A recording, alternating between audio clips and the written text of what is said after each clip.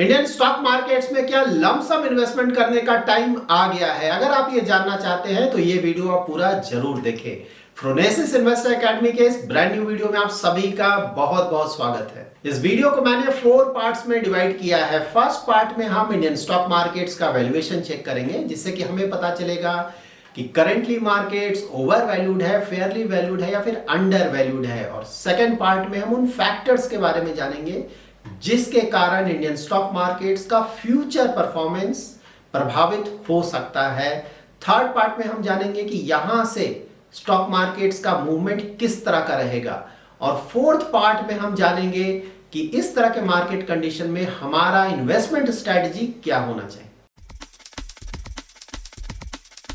Stock markets में investment करने का, वो भी लमसम इन्वेस्टमेंट करने का बेस्ट टाइम क्या होता है? तो जब भी स्टॉक मार्केट्स अंडर वैल्यूड हो तो वो समय लमसम इन्वेस्टमेंट करने का बेस्ट समय होता है। और जब मार्केट ओवर वैल्यूड हो तो ऑफकोर्स उस समय हमें लमसम नहीं करना चाहिए। करंटली अगर आप निफ्टी 50 का 1 ईयर फॉरवर्ड पी चेक करेंगे, that is price to earning ratio, तो वो अबाउट 17 के आसपास है, जो कि लॉन्ग टर्म एवरेज के आसपास है। यहां से अगर ये थोड़ा भी कम होता है, दैट इज अगर ये 15-16 के रेंज में आता है, तो वहां पे हमारा मार्केट्स अंडर वैल्यूड हो जाएगा। सिमिलरली अगर आप निफ्टी 50 का करंट पी भी चेक करेंगे तो वो 20 के आसपास है। और जब भी ये पी 18 या उससे नीचे चला जाएगा तो वहां भी हमारा स्टॉक मार्केट्स अंडर वैल्यूड हो जाएगा। और अगर आप बीएसई सेंसेक्स का current market cap to GDP ratio check करेंगे तो वो अबाउट 84% के आसपास है।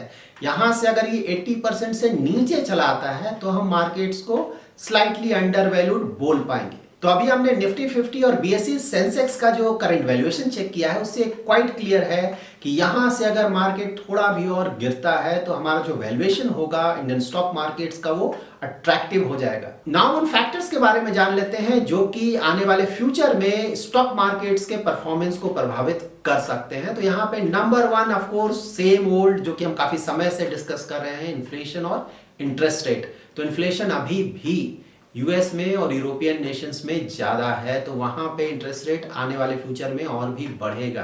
लाइक यूरोपियन सेंट्रल बैंक ने रिसेंटली ही 50 बेसिस पॉइंट से इंटरेस्ट रेट बढ़ाया है, और साथ ही ये भी बोला है कि आने वाले फ्यूचर में भी वो और इंटरेस्ट रेट बढ़ाएंगे। सिमिलरली यूएस में भी इन्फ्लेशन अभी भी ज्यादा है, और वहां के सेंट्रल बैंक ने भी ये क्लियरली बोला है कि वो आने वाले फ्यूचर में भी इंटरेस्ट रेट बढ़ाते रहेंगे। ऑफ कोर्स वहां पे ये जो रिसेंट बैंकिंग क्राइसिस आया है उसके कारण हो सकता है कि एटलीस्ट जो नेक्स्ट रेट हाइक होगा वो काफी कम होगा, लाइक 25 बेसिस पॉइंट्स का, लेकिन वहां पे मोस्टली फेड स्टॉप नहीं करेगा आने वाले फ्यूचर में। उसके बाद भी 1-2 रेट हाइक और हो सकता है। और अगर आप इंडिया को देखें तो इंडिया में इन्फ्लेशन फिलहाल कोई बहुत ज्यादा नहीं है। आरबीआई का कंफर्टेबल फिगर है 2-6% का, और हम अबाउट 6.5% के आसपास हैं। और यहां से बिल्कुल ये लगता है कि आने वाले फ्यू मंथ्स में इन्फ्लेशन काफी हद तक अंडर कंट्रोल होगा। तो यहां से ये एक्सपेक्ट करना कि इंडिया में इंटरेस्ट रेट ज्यादा बढ़ेगा बिल्कुल सही नहीं होगा। एट मैक्स अगर आरबीआई को इंटरेस्ट रेट बढ़ाना है तो शायद एक इंटरेस्ट रेट और बढ़ेगा, उससे ज्यादा फिलहाल ऐसा नहीं लगता है कि इंडिया में इंटरेस्ट रेट बढ़ेगा। स्टॉक मार्केट्स को प्रभावित करने वाला सेकंड फैक्टर हो सकता है रसिया और यूक्रेन का वॉर। अगर ये वॉर इसी तरह से कंटिन्यू रहा और फ्यूचर में अगर ये एस्केलेट होता है तो वो भी काफी निगेटिवली अफेक्ट करेगा स्टॉक मार्केट्स को। और ऑफ कोर्स अगर ये वॉर यहाँ पे खत्म हो जाता है आने वाले फ्यू मंथ्स में तो वो पॉजिटिव होगा इंडियन स्टॉक मार्केट्स या फिर ओवरऑल वर्ल्ड स्टॉक मार्केट्स के लिए। थर्ड फैक्टर होगा इंडियन स्टॉक मार्केट का जो वैल्यूएशन है वो एज कंपेयर टू जो दूसरे मेजर इकोनॉमीज हैं उनके स्टॉक मार्केट के वैल्यूएशन से कैसा रहता है। तो यहाँ पे इंडियन स्टॉक मार्केट्स के अंडर परफॉर्मेंस का एक बहुत बड़ा रीजन ये भी रहा है कि एफआईआईज ने काफी पैसा निकाला है, और वो मोस्टली इसलिए हो रहा है क्योंकि इंडियन स्टॉक मार्केट्स का जो वैल्यूएशन था ज्यादा था, जबकि जो दूसरे लुक्रेटिव मार्केट्स हैं, मेजर इकोनॉमीज हैं, वहां पे वैल्यूएशन काफी कम हो गया था। तो नेचुरली एफआईआईज ने अपना पैसा यहां से थोड़ा पैसा निकाला और वो पैसा उन लुक्रेटिव मार्केट्स में इन्वेस्ट किया जहां की वैल्यूएशन कम था, क्योंकि वहां पे स्टॉक मार्केट से रिटर्न्स आने के चांसेस ज्यादा है। ओवरऑल जो भी फैक्टर्स हमने डिस्कस किया है उसमें रसिया और यूक्रेन का जो वॉर है उस पर हम कमेंट नहीं कर सकते हैं कि आने वाले फ्यूचर में वहां पे क्या होगा। लेकिन इन्फ्लेशन और अगर आप इंटरेस्ट रेट को देखें तो इंटरेस्ट रेट ज्यादातर बढ़ चुका है, यहां से कोई बहुत ज्यादा इंटरेस्ट रेट नहीं बढ़ेगा। तो एट मैक्स आप 2 या 3 रेट हाइक यहां से एक्सपेक्ट कर सकते हैं, उससे ज्यादा फिलहाल नहीं लगता है कि यूएस का सेंट्रल बैंक या फिर यूरोपियन यूनियन का सेंट्रल बैंक उससे ज्यादा इंटरेस्ट रेट हाइक करेगा। यहाँ पे हमें ये ध्यान में रखना है कि ये जो इंटरेस्ट रेट बढ़ रहा है या फिर अभी तक जो बढ़ चुका है उसका जो नेगेटिव असर है वो ऑलरेडी दिखना स्टार्ट हो चुका है। अगर आप यूएस के बैंकिंग सेक्टर को देखें तो वहां पे प्रॉब्लम्स ऑलरेडी दिखना शुरू हो गए हैं और आने वाले फ्यूचर में ये प्रॉब्लम थोड़ा और बढ़ सकता है, क्योंकि यूएस में इंटरेस्ट रेट काफ़ी बढ़ा है और वहां पे और भी बढ़ेगा। लेकिन अगर आप इंडिया को देखें तो इंडिया में इंटरेस्ट रेट उतना ज़्यादा नहीं बढ़ा है और खासकर आप इंडियन बैंक्स का अगर आप लिक्विडिटी सिचुएशन देखें, एनपीएस देखें, तो वहां पे ऐसा नहीं लगता है कि कोई मेजर प्रॉब्लम इंडियन बैंक्स में आने वाले फ्यूचर में होगा। सो नाउ यहां से हम इंडियन स्टॉक मार्केट से किस तरह का परफॉर्मेंस एक्सपेक्ट कर सकते हैं। तो ऑलरेडी हमने डिस्कस किया इंटरेस्ट रेट के बारे में। तो इंटरेस्ट रेट का जो नेगेटिव असर है वो नेक्स्ट फ्यू मंथ्स तक बिल्कुल रहेगा। उसके कारण जो कॉर्पोरेट्स हैं, कंपनीज हैं, उनका परफॉर्मेंस हिट होगा। तो जो भी उनका प्रॉफिट है, सेल्स फिगर है, वो नीचे जाएगा, अनएम्प्लॉयमेंट और भी बढ़ेगा। तो इसके कारण जो ओवरऑल इकोनॉमिक आउटपुट है दैट इज जीडीपी है, उसका फिगर जो है वो गिरेगा। दैट्स वाई इंडिया का अगर आप करंट फाइनेंशियल ईयर में जीडीपी ग्रोथ रेट देखें तो ये एक्सपेक्ट करें कि वो 7% के आसपास होगा। लेकिन नेक्स्ट फाइनेंशियल ईयर में जीडीपी ग्रोथ रेट है वो घट कर अबाउट 6% के आसपास हो जाएगा। और अगर सब चीज पॉजिटिव रहा तो हो सकता है अबाउट 6.5% के आसपास भी चला जाए। बट या करंटली लगता है कि 6% के आसपास ये रहेगा। सिमिलरली वर्ल्ड वाइड अगर दूसरे मेजर इकोनॉमीज को भी देखें तो वहां भी जीडीपी का जो उनका ग्रोथ है वो गिरेगा।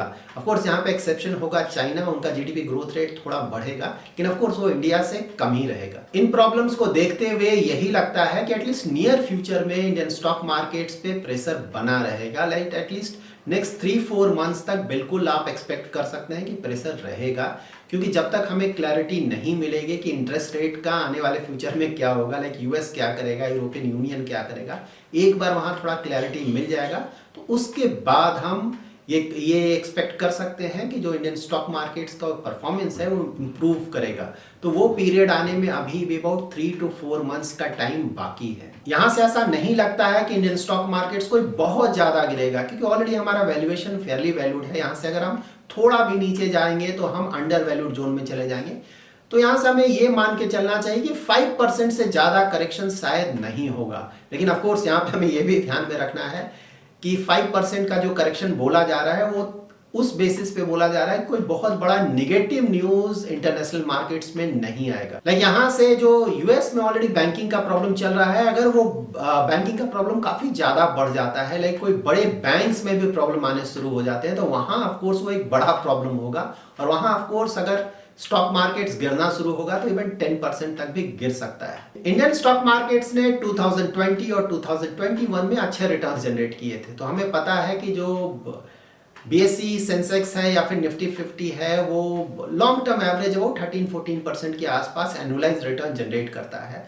तो यहाँ पे जो हाई रिटर्न्स आया था 20 और 21 में, तो वो एवरेज आउट हो गया है ऑलमोस्ट, क्योंकि 22 में रिटर्न्स नहीं आया और 23 में भी अभी रिटर्न्स नहीं आया और नेक्स्ट फ्यू मंथ्स में भी नहीं लगता है कि रिटर्न्स आएंगे। तो वहां से सेकेंड हाफ ऑफ 2023 से हम ये एक्सपेक्ट कर सकते हैं कि स्टॉक मार्केट्स में मोमेंटम स्टार्ट होगा। और यहाँ पे हमें ये भी देखना है कि 2024 इलेक्शन ईयर है, तो वहाँ पे अगर कोई स्टेबल गवर्नमेंट आता है या फिर मार्केट को ऐसा लगता है कि स्टेबल गवर्नमेंट आएगा ही, तो वहाँ से ऑफ कोर्स हम इंडियन स्टॉक मार्केट्स में अच्छा खासा मोमेंटम देख सकते हैं। सो ऐसा लगता है कि 2024 इंडियन स्टॉक मार्केट के रिटर्न्स के लिए एक अच्छा साल हो सकता है। नाउ हम जान लेते हैं कि इस तरह के स्टॉक मार्केट में हमारा इन्वेस्टमेंट स्ट्रेटजी क्या होना चाहिए। फिलहाल जो टाइम है वो इंडियन इन्वेस्टर्स के लिए अपना प्लान बनाने का टाइम है, ताकि आप प्लान के साथ बिल्कुल रेडी रहें, ताकि नेक्स्ट 3-4 मंथ्स में जब जब आपको अपॉर्चुनिटीज मिले उस समय आप अपना इन्वेस्टमेंट करते रहें। तो आप ये प्लान कैसे बनाएंगे? लाइक अगर आप इक्विटी में इन्वेस्ट करते हैं, डायरेक्ट इक्विटी में, तो वहां पे आप लार्ज कैप, मिड कैप और स्मॉल कैप तीनों ही कैटेगरीज के of course basis your risk profile और इन्वेस्टमेंट होराइजन आप कुछ स्टॉक्स को शॉर्ट लिस्ट कर लें और साथ ही उनका वैल्यूएशन भी रफली डिसाइड कर लें कि अगर ये स्टॉक्स मुझे इन वैल्यूएशंस पे मिलता है तो मैं इसमें अपना इन्वेस्टमेंट करूंगा। सिमिलरली इक्विटी म्यूचुअल फंड्स में भी आप कुछ फंड्स को सेलेक्ट कर लें। अगर आप एसआईपी करते हैं या एसटीपी करते हैं तब तो कोई प्रॉब्लम नहीं है, इस समय आप बिल्कुल कंटिन्यू रखें, काफी अच्छा समय है। लेकिन अगर आप लमसम करना चाहते हैं तो उसके लिए ऑफ कोर्स आप कुछ स्कीम्स को डिसाइड कर सकते हैं कि ओके इन स्कीम्स में मैं लमसम करूंगा, और फिर नेक्स्ट 3-4 मंथ्स में जब जब मार्केट थोड़ा थोड़ा कम हो उस समय आप अपना लमसम करते रहें। ऑफ कोर्स पूरा पैसा अभी फिलहाल एक साथ इन्वेस्ट नहीं करें, यहाँ से स्टॉक मार्केट और भी नीचे जा सकता है, तो आप ऑफ कोर्स अपना इन्वेस्टमेंट स्टार्ट कर सकते हैं। ऐसा नहीं है कि आप वेट करते रहेंगे, क्योंकि मार्केट कभी भी अचानक ऊपर चला जाता है और उसके बाद हमें मौका नहीं मिलता है। तो ऑफ कोर्स आप अपना इन्वेस्टमेंट स्टार्ट कर सकते हैं, लेकिन अभी भी पूरा पैसा इन्वेस्ट नहीं करें। नेक्स्ट 3-4 मंथ्स में, आने वाले समय में हमें और भी अपॉर्चुनिटीज मिलेंगे जब हम अपना इन्वेस्टमेंट अच्छी तरह से कर पाएंगे। लेकिन हाँ, यहाँ पे बिल्कुल आप अपना इन्वेस्टमेंट स्टार्ट कर सकते हैं। So that's it in this video. अगर आपका कोई इन्वेस्टमेंट रिलेटेड क्वेरी है तो आप हमारा एवरी सैटरडे 7:30 to 8:30 PM का यूट्यूब लाइव स्ट्रीम ज्वाइन कर सकते हैं। उसमें मैं ट्राई करता हूं कि आपके सारे इन्वेस्टमेंट रिलेटेड क्वेरीज को आंसर करूं। अगर आपको ये वीडियो पसंद आया है तो जरूर लाइक एंड शेयर करें, और अगर अभी तक आपने हमारा यूट्यूब चैनल सब्सक्राइब नहीं किया है तो जरूर सब्सक्राइब करें। Thanks lot for watching.